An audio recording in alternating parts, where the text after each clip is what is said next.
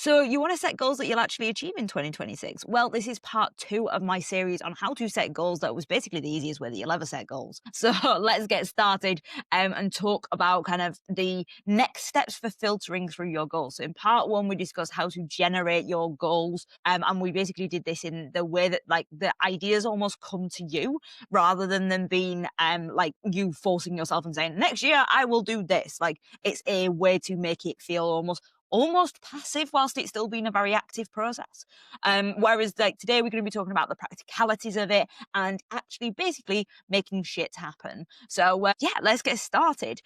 Before we do, if you are watching this and you are watching it as not just a not just listening in, you may see me curled over my hot water bottle at the moment. Isn't it cold in the UK? Hasn't the temperature dropped? I'm so cold. I'm like resisting putting the heating on during the day, and it feels like I am fighting a fight. I am sat here with my hot water bottle, and my toes feel like ice blocks. It doesn't matter what I do, like I'm just cold. Um, I feel like I only actually heat up when I go upstairs, and yeah, and basically it is nighttime and the heating has been on for like 3 hours. So yeah, if you are in the UK right now, thoughts and prayers because the temperature has dropped, and I feel like it came out of nowhere. I know it's November, like I feel like it came out of nowhere though. But anyway, let's talk about goals and what to like. Basically, I'm going to talk you through what I'm going to be doing for my goals this year, and yeah. So you don't have to do them exactly like this, but I think that it's sometimes nice to have a bit of structure. And this year, as in like 2025, Jules and I have done bingo cards. And if you've been listening and like kind of like joining along in the bingo card series, I hope you have enjoyed it. But you will see that we've basically done like a 5x5 grid. So there's 25 squares with goals in every single square, and then at the end of each column and at the end of each row there is a prize, and what we have decided to do is do them again, but this year we're kind of putting a little bit of an extra spin on it. Now there are a few lessons that I kind of learned through doing the bingo cards this year, and like things that I wouldn't necessarily do again like in this coming year, and I think Jules has like learned the same, and we'll discuss those more at the end of the year as well when we do our like roundup episode of like what we actually achieved. But the thing that I kind of want to highlight now, which will be relevant to you and your goals, will be basically to set goals that are within your control and then a couple that are within your like influence. So whenever it comes to you and the things that you're working towards, there is your zone of control, there is your zone of influence, and your zone of awareness. Think of it as three circles. So we've got circle number one in the middle, and that is your zone of control. Then around that circle, we have the zone of influence, and then around that circle, we have the zone of awareness. Now, the zone of control is exactly as it sounds. It's things that you directly control. So you can control whether you go out and go for a walk today. That is within your control. You can influence what the scales say tomorrow morning. You can't control what the scales say tomorrow morning because unless you literally write the number, like you can't control what they say. You can influence what they say by your actions, but you can't control. Now, awareness is things like the weather. We can't control the weather. We can't even influence the weather as much as every Brit wishes they could. But like you can't influence the weather. You just have to be aware of it. You can't control whether the football team wins. You can't influence whether the football team wins unless you are literally the manager, but you can just be aware of it. Stuff that's in your zone of awareness, never set that as your goal. You're probably not you're gonna set things that are within your control or your influence. I would like for you to set the majority of your goals within your zone of control. Now, this is where we have goals that we are actively choosing to work towards. And I'm going to make sure that more of my goals this year are centered around that. And fewer of them are like centered around like my zone of influence. An example of a goal that I can influence but couldn't control this year would have been my goal for a sub 2 hour half marathon. I could influence whether I got that by like training hard and like doing the training for that, but I couldn't control it, and I trained very hard and I still didn't hit it. So the training was the thing that was in my control, whereas my goal to hit 1,000 kilometers was completely within my zone of control, because well, if I can get out and do the runs, then of course I can control that. I understand it's not a clear cut theory. I could have got injured and like that I couldn't control, and therefore like it's not something you can completely control. You get the gist though. In general, like that's what we're aiming for. So we want the majority of your goals to be things that you can control, things that are like within your realm of reality and things that you can directly influence. Now, if we can do that, that's something that I hadn't done so much this year. If we can do that, you'll find that you're able to actually tick more things off. And you'll probably find that you're able to tick more things off sooner as well.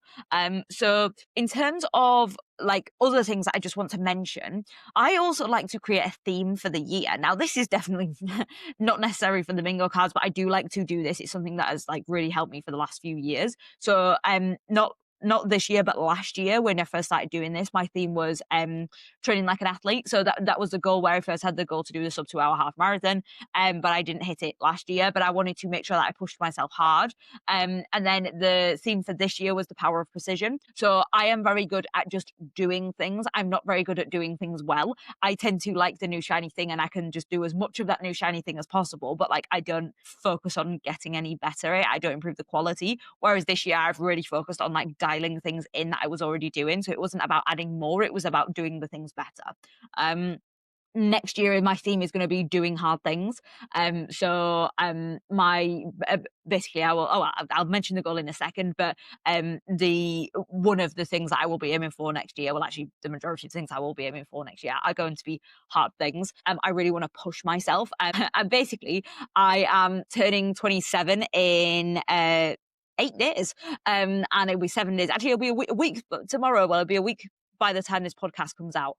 I am excited to turn 27 on the 27th. And therefore, I found out this the other day as well. It's my golden birthday. So I am very excited for my golden year of being 27. So yeah, absolutely gasped about being 27. I'm not sure why, but it just feels like a good age and a good energy. I am so aware of the 27 club where everyone died. But I am very, very, very excited to be 27. So I want to push myself for that year, and that is why it's going to be the year of doing hard things. And the theme of the year for me ties together like the main focus, but it doesn't have to be what you do. Like the theme of the year could just be bingo card. So yeah, like, and obviously here I'm telling you the way that I'm putting my goals together for next year. You don't have to do it like this at all. You don't have to present your goals in the same way that I'm doing it. It's just some food for thought. So in terms of like the theme, I do think that just helps you have like a little bit of a mantra and like an overarching thing that you're focusing on, and it just gives you that little bit of direction, especially if you find that like halfway through the year you can feel a little bit lost and you've forgotten about your goals. If you're just like constantly saying to yourself, no, remember this year is about the power of precision, and you're like, oh, is this a good idea? And you're like, no, it doesn't follow the theme. It can work really well as like a little bit of a compass to direct you in the right direction. So yeah. Now for 2026, I'm going to be doing things a little bit different on my bingo card. So last year we just wrote down like all of our goals and we kind of just put them here, there, and everywhere on the squares. There wasn't really much rhyme or reason to it. I stuck all my social media goals up in the top corner, and because I wanted them together so that I could definitely, and I didn't want one on each row because I didn't want it so that I couldn't achieve any of the rows. So I've made it possible for me to actually achieve some rows. That was the one thing that I did last year. Other than that, it was just all like literally thrown everywhere. Now, this year, I'm following a slightly different structure. Now, I saw that part of this is coming from a creator called Taylor Prokes, and I believe it's coming from, she's got it from someone called Jessie something. And basically the idea is, and I'm going to pronounce this wrong, it's you create one of your goals for the year is a Misogi. And the idea is that's something off your bucket list. It's a big goal that is scary and it is like life-changing to have done. And it should be something hard and it should be something that makes you uncomfortable. And this is part of the theme of doing hard things for me this year.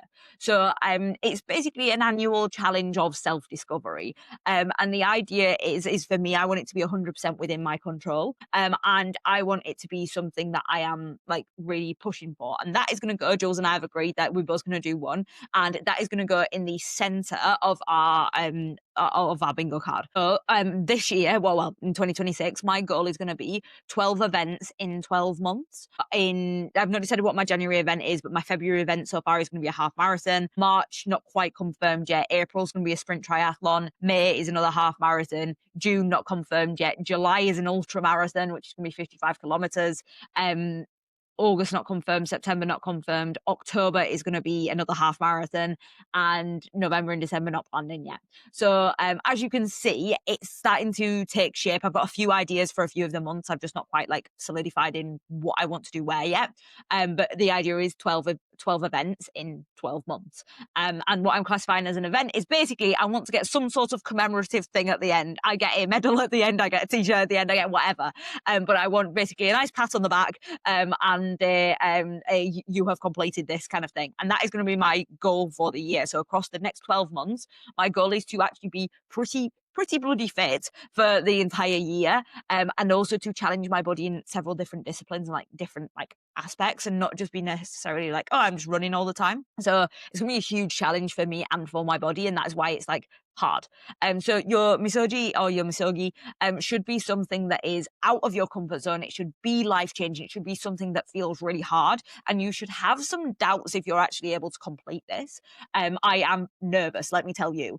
This is the first time I think that I'm really talking about this on like the internet, so social media or like any type of platform. So I'm really quite yeah, I'm really quite nervous about it. I've been telling like friends and family for a while, but that was mainly just so I couldn't back out of it.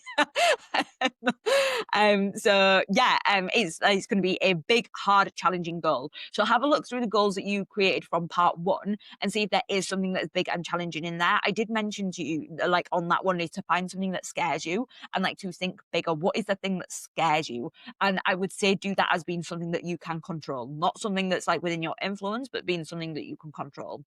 So a few ideas here: write a book, learn a language, climb a mountain, do a marathon, scuba dive qualification, like whatever it is for you that is the like is something that seems like hard. And remember as well, like what is hard for me might not be hard for you or might be near impossible for you. So like it has to be context dependent to your life. I'm telling you about me because I can tell you about me.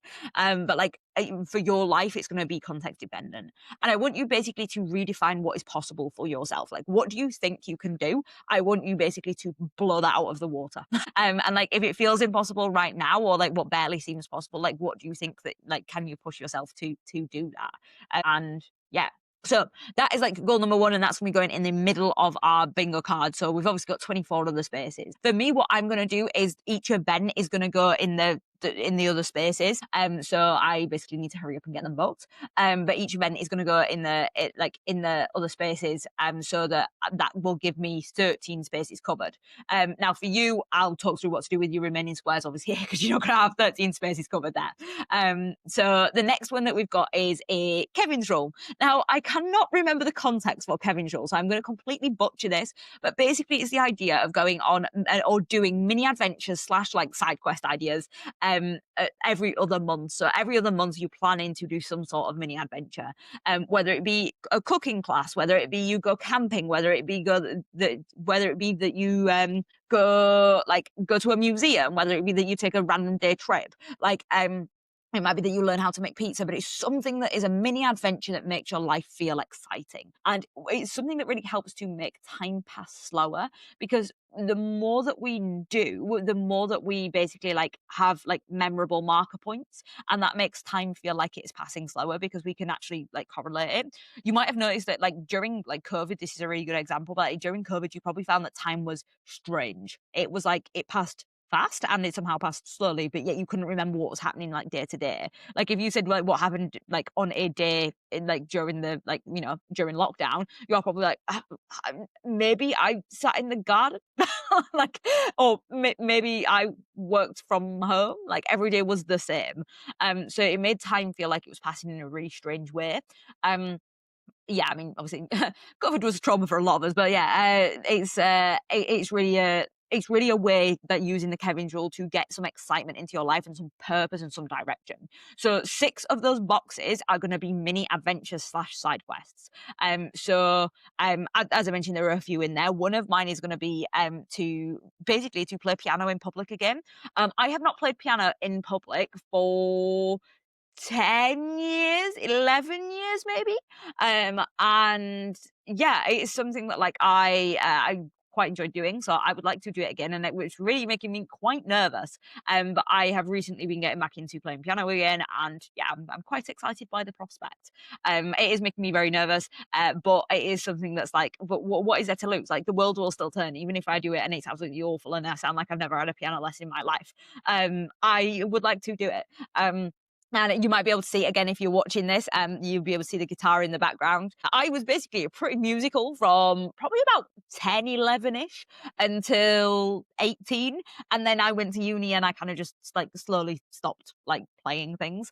And I like really miss it. So like now actually I'm looking forward to picking it back up. Also, my mum has kicked me out of my childhood bedroom. She's been like, right, you've got a house now, off you go.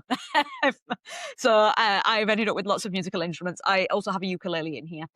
So yeah, naturally, thankfully, I didn't get the violin that I started learning to play once and then never picked up again. I think that might have gone on Facebook Marketplace.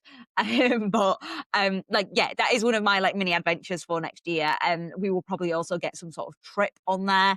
And I have not decided all of my goals yet, but I recommend getting basically something out of these 6. Again, see if any of your goals that you pulled out last time fit into that mini adventure category.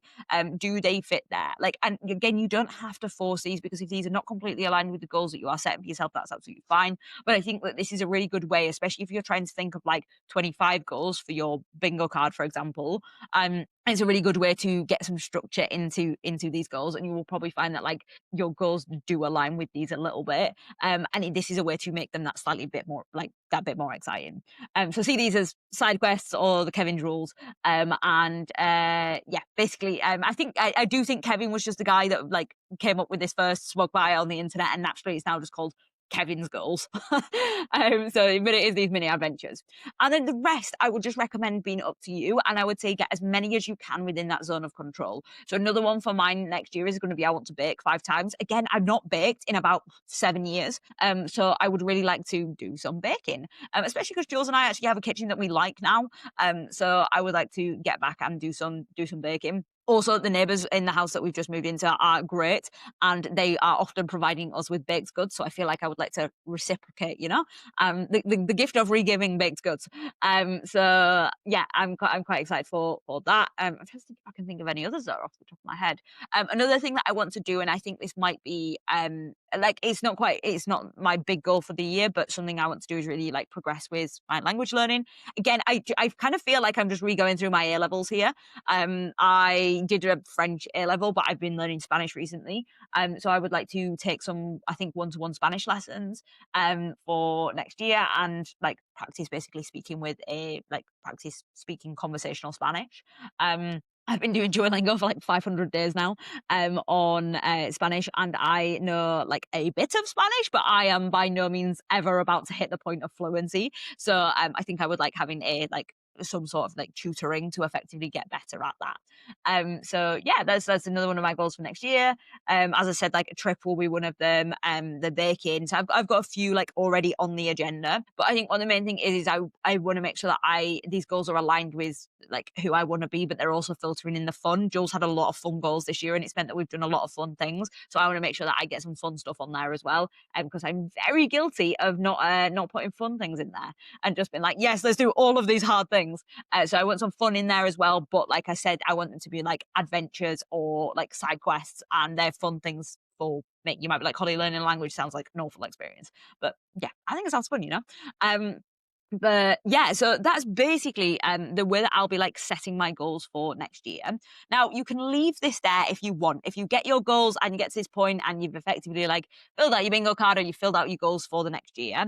But if you really want to like dial into them and almost guarantee that you'll achieve them, or at least give yourself the best chance that you'll achieve them, then you're going to want to do this next bit. And this is what's going to be key, and the thing that I will be doing. And this is going to be a little bit of journaling. So get your journal back out, get whatever you need back out to do this.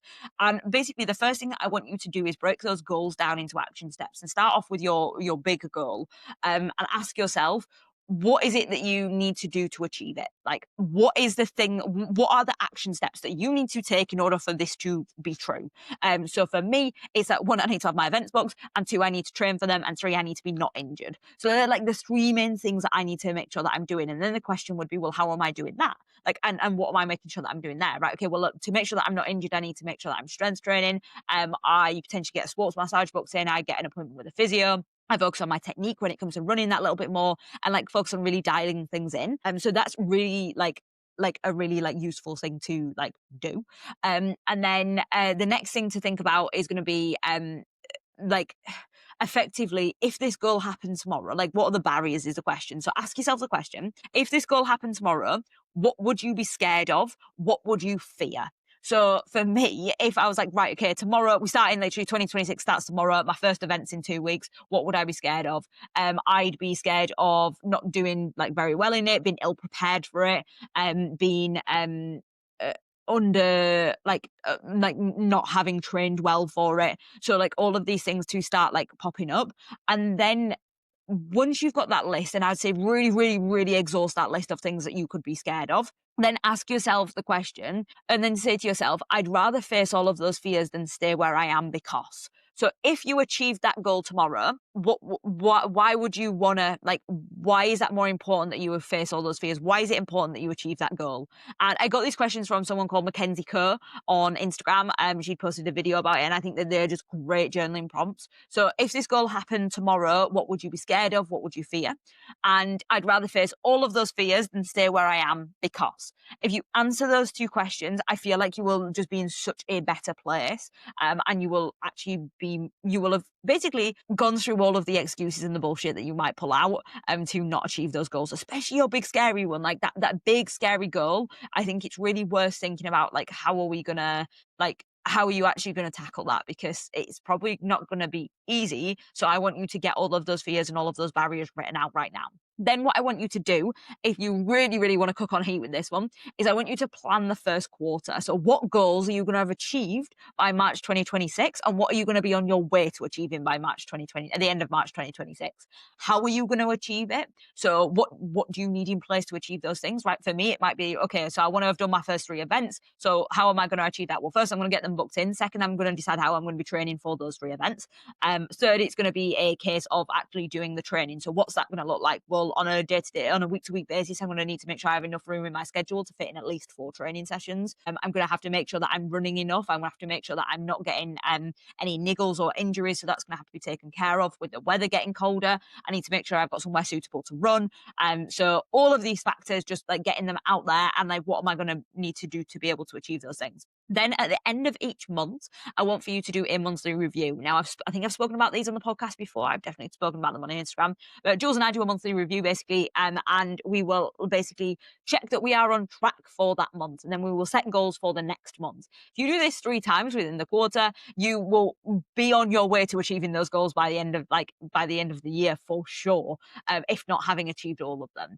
And then in these monthly reviews, I want you to focus on what's going well, as well as like what you need to do for the next month. The more that you can focus on what's going well, like the more you're going to reinforce the idea that you are doing well, because you will be doing well. Like if you're doing this much, like you are definitely moving towards your goals. And if you like fall behind, that's all right, because the goal with these things isn't to be perfect; it's to be consistent. And as with all things, like if you can be consistent with it, you will be in a better position than you are like otherwise. Even if you only achieve, let's say there are 25 goals on the bingo card, you achieve 12 of them, that's less than 50%. You will be in a better place. You will have pushed yourself more out of your comfort zone. You will have done more exciting things next year. You will have done a lot harder things than what you otherwise would have done. You will be in a better position than if you'd have done none. Do you need to be perfect and complete your whole bingo card? Absolutely not. But you will be in a better position if you even just push yourself that little bit. If you can do these things and focus on that consistency over perfection, and remember that applies to your inputs very much as well as like it does with the outputs, you will be in a good position. And I genuinely believe that if you do these things, like you will be set up to smash your goals in 2026. I will be, as I mentioned, doing a YouTube video a little bit more on the practicalities of setting up the bingo card. I'll probably be mentioning some of these things again, but I wanted to get this out so that you can start thinking about your goals ahead of time. I think we often have we often like panic and set our goals at the last minute, but I want you to have thought about these and have time to set them basically.